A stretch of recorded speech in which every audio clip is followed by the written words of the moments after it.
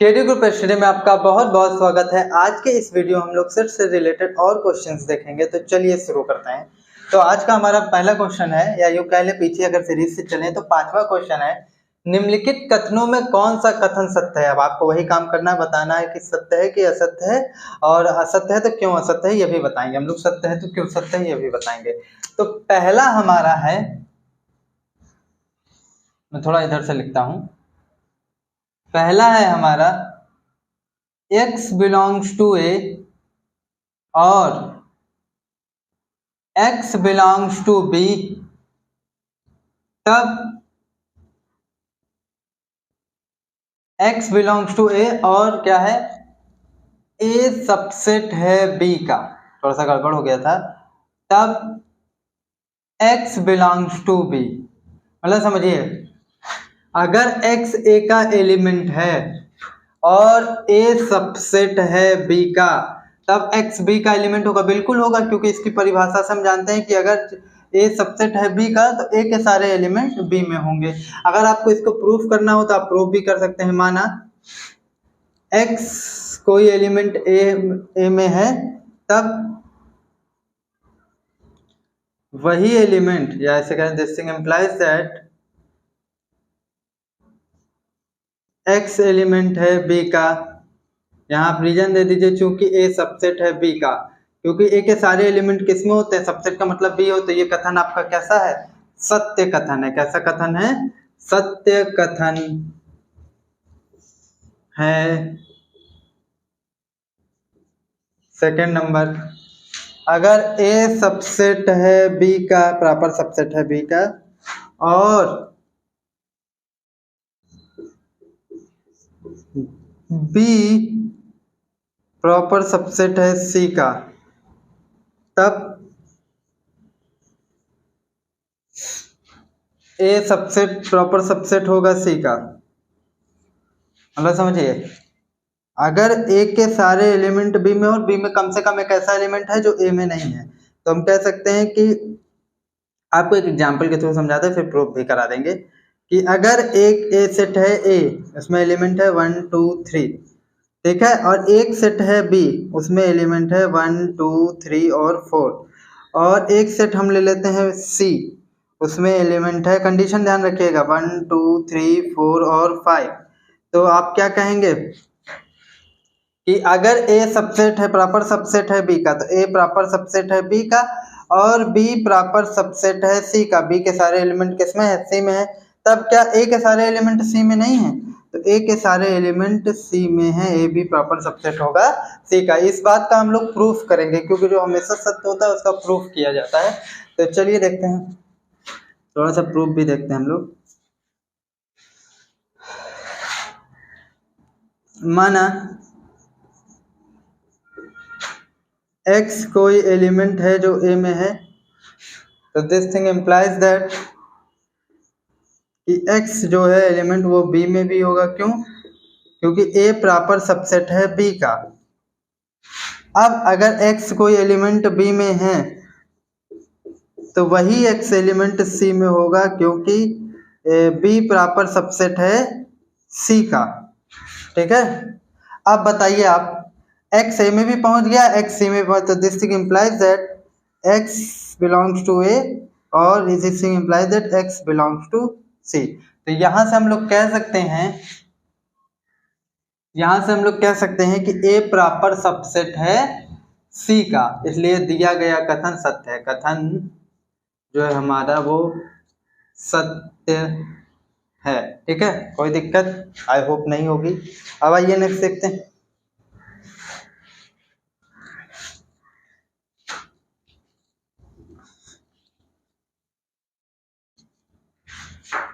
अब देखिए third number question कह रहा है, पांचवे का थर्ड,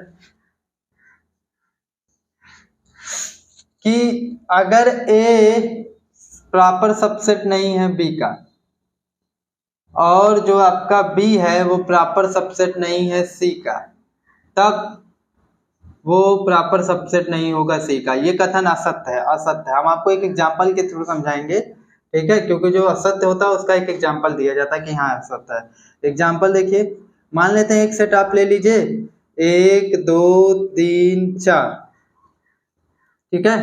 अब एक सेट आप बी ले लीजिए, 1 2 नहीं बनाना है ना तो एक कैसे कर देते हैं, मतलब ये दिमाग में रखिएगा, प्रॉपर सब मतलब ए प्रॉपर सबसेट ना हो बी का, बी प्रॉपर सबसेट ना हो सी का, तब हम ढूंढेंगे ए प्रॉपर सबसेट नहीं है सी का। प्रॉपर सबसेट का मतलब क्या हुआ, ए के सारे एलिमेंट बी में नहीं हो और ना ही बी के सारे एलिमेंट सी में हो। तो हम ये ढूंढेंगे क्या ए के सारे एलिमेंट सी में हो सकते हैं, अगर हो सकते हैं तो हम कह देंगे क्या हुआ, कथन क्या है, असत्य है। और यही हमको दिखाना है कि कथन असत्य है, क्योंकि ये असत्य है, इसका जो है प्रूफ नहीं होता, जो असत्य होता है उसका प्रूफ नहीं होता। तो अब देखिए 2 3 4, 2 3 4 और यहाँ पर हम ले लेते हैं 7। हम एग्जाम्पल आपको सोचना पड़ता है, अगर आप उसमें इसमें ऐसा एक एग्जाम्पल ढूंढ दें कि ए प्रॉपर सबसेट हो बी का और बी प्रॉपर सबसेट हो सी का, तो ए प्रॉपर सबसेट ना हो सी का, तब ये कथन असत्य होगा। तो एग्जाम्पल ढूंढिए, आपको ऐसा कोई एग्जाम्पल नहीं मिलेगा, जबकि इसमें मिल जाएगा, इसलिए हम लोग इसको लिखेंगे। अब देखिए सी हम लोग क्या ले लेंगे, देखिए ए प्रॉपर सबसेट नहीं है बी का, अब बी प्रॉपर सबसेट ना हो सी का। 1 2 3 4 और 5। तो देखिए पहली बात, ए प्रॉपर सबसेट नहीं है बी का, क्यों, देखिए आप यहाँ पर समझिए, क्योंकि देखिए यहाँ पर 4 1 2 3 4 है, यहाँ पर 2 3 4 है और यहाँ पर 1 नहीं, तो ए प्रॉपर सबसेट नहीं है बी का, ठीक है। तथा बी प्रॉपर सबसेट नहीं है सी का, तो बी भी प्रॉपर सबसेट नहीं सी का, क्यों, 2 3 4 7 है, यहाँ 2 3 4 है लेकिन यहाँ 7 नहीं है। लेकिन देखिए ए जो होता है, ए जो है वो लेकिन ए जो है वो प्रॉपर सबसेट हो गया है सी का। आप चेक करिए 1 2 3 4 1 2 3 4 ज्यादा है, तो हम उसमें यही तो परिभाषा है कि इसमें कम से कम एक ऐसे एलिमेंट होंगे जो इसमें नहीं होंगे, तो हो गया। जबकि ये कह रहे हैं कि नहीं होगा, ये क्या कह रहे हैं, नहीं होगा, जबकि हमने दिखा दिया, तो ये कथन क्या हो गया, आपका कथन असत्य हो गया। अब आइए नेक्स्ट देखते हैं। नेक्स्ट क्वेश्चन हमारा कह रहा है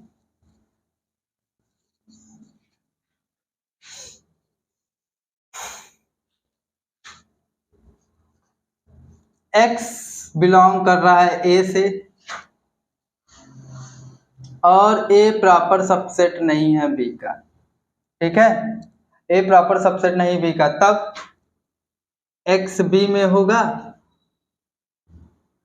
नहीं होगा भैया। प्रॉपर सबसेट का मतलब हुआ कि ए के सारे एलिमेंट बी में हैं, तो अगर x ए में है तो x को बी में होना चाहिए अगर प्रॉपर सबसेट है।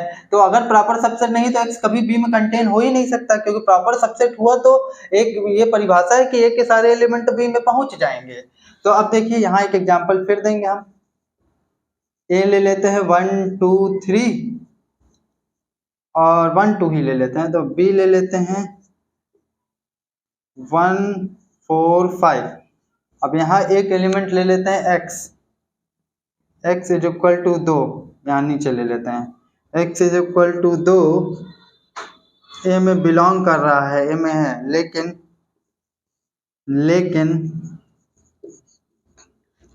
ए प्रॉपर सबसेट नहीं है बी का, प्रॉपर सबसेट नहीं है बी का। तो ये क्या कह रहे हैं, x बी में बिलोंग कर जाएगा, तो बी में कहाँ बिलोंग किया, तो x is equal to 2 does not belongs to B. तो ये कथन क्या है, असत्य है आपका। कैसा कथन है, असत्य है। क्या है, असत्य है, यहाँ नीचे लिख दे रहे हैं, असत्य कथन है।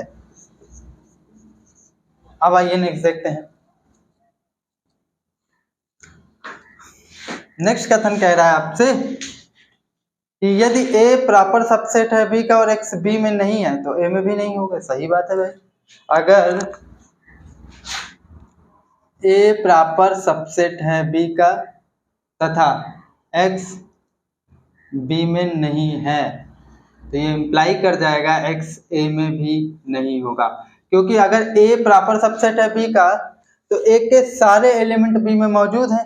अब अगर x b में ही नहीं है, जबकि x अगर b में नहीं है तो a में क्यों नहीं हो सकता, क्यों नहीं हो सकता, क्योंकि a के प्रॉपर सबसेट परिभाषा से पूरा a b में कंटेन करेगा, पूरा a b में रहेगा। इस वजह से जब अगर x b में नहीं है तो x ए में भी नहीं होगा, अगर आप इस कंडीशन को लेकर चलते हैं, ए प्रॉपर सबसेट होगा बी का, ठीक है। तो ये कथन आपका क्या है, असत्य। अगर आपको इसका प्रूफ देखना है तो प्रूफ भी देख सकते हैं।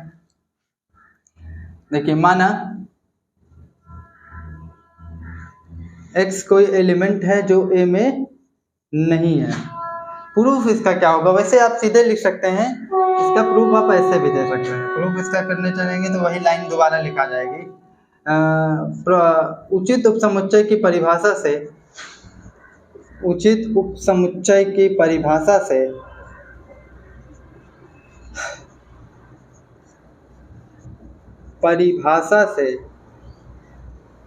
उचित उपसमुच्चय की परिभाषा से अगर A सबसेट नहीं है B का और x does not belongs to B, this implies that x does not belongs to A कथन सत्य है।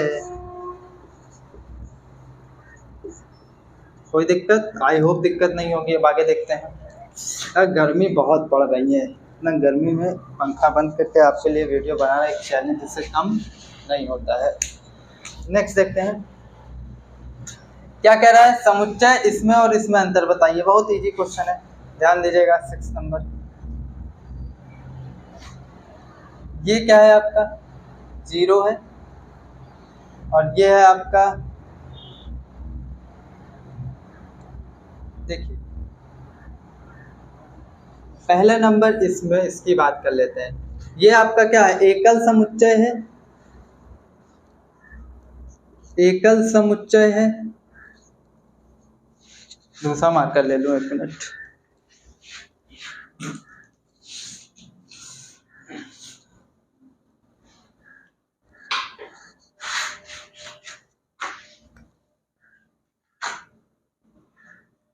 एकल समुच्चय है जिसका अवयव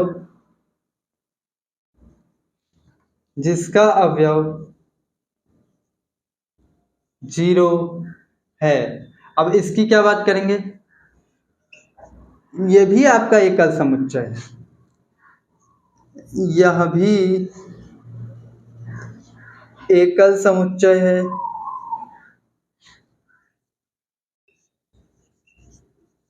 एकल समुच्चय है जिसका अवयव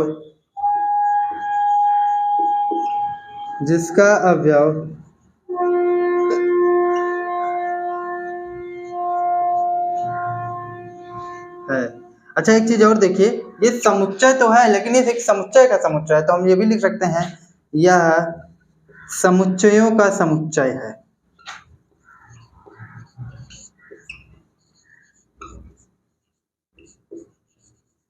समुच्चयों का समुच्चय है, ठीक है। अब नेक्स्ट भी इसी तरीके से क्वेश्चन है आपका, चलिए आइए उसको देख लेते हैं। बहुत इजी क्वेश्चंस हैं। ये आपका 7 नंबर है, ये आपका 8 नंबर है। तो आइए 7 नंबर में देखते हैं। पहली बात तो ये क्या है आपका, रिक्त समुच्चय है, रिक्त समुच्चय है जिसमें अवयवों की संख्या 0 है, जिसमें अंतर ही तो बताना है, तो सबके बारे में थोड़ा सा डिफाइन कर देंगे, अंतर मिल जाए। अवयवों की संख्या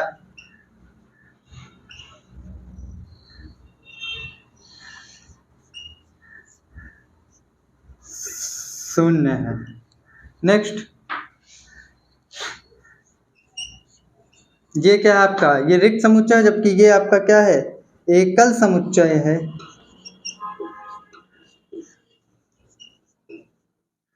एकल समुच्चय है जिसका अवयव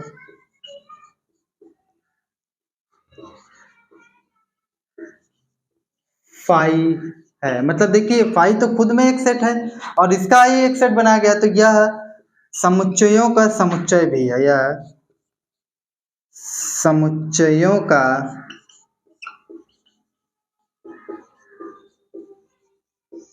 समुच्चय है, ठीक। अब देखिए नेक्स्ट और लास्ट, इसका मतलब 7वें का लास्ट अंतर आपको बताना है। इसमें बताइए क्या अंतर है।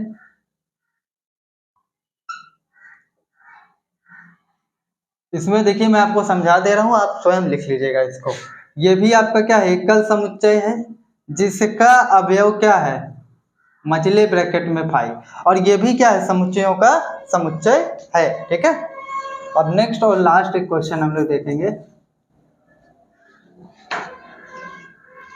एक्स सच दैट एक्स, सीधे इसको बात करते हैं, ए इज इक्वल टू, अगर इसको ये आपका सारणीबद्ध विधि में लिखा, अगर इसको सूची विधि में लिखेंगे तो इसके एलिमेंट को अलग अलग लिखेंगे। एस आएगा, ई आएगा और टी आएगा, एस आएगा, ई आएगा और टी आएगा। और बी वाले में अगर बात किया जाए तो बी वाले में कौन कौन सा आएंगे, एस आएगा, यू आएगा, पी आएगा, ई आएगा, आर आएगा, और फिर एस तो ले चुके हैं, दोबारा रिपीट नहीं होगा, ई भी ले चुके हैं, टी नहीं है। अब इनकी कार्डिनल संख्या निकालिए, मतलब इसमें कितने अवयव हैं उनकी संख्या निकालिए। ए में एक की कार्डिनल संख्या कितनी, 3, एन बी की कार्डिनल संख्या 1 2 3 4 5 6, तो क्या दोनों में अवयवों की संख्या समान है, कार्डिनल संख्या यानी अवयवों की संख्या समान है, समान नहीं है ना, इसलिए यह, तो n A is does not is equal to n B, इसलिए यह तुलनीय नहीं है, तुलनीय नहीं है। तो उम्मीद करते हैं ये वीडियो आपको पसंद आया होगा, अगर पसंद आया हो तो लाइक कमेंट सब्सक्राइब कीजिए। मिलते हैं नेक्स्ट वीडियो में इसी ऊर्जा और जोश के साथ।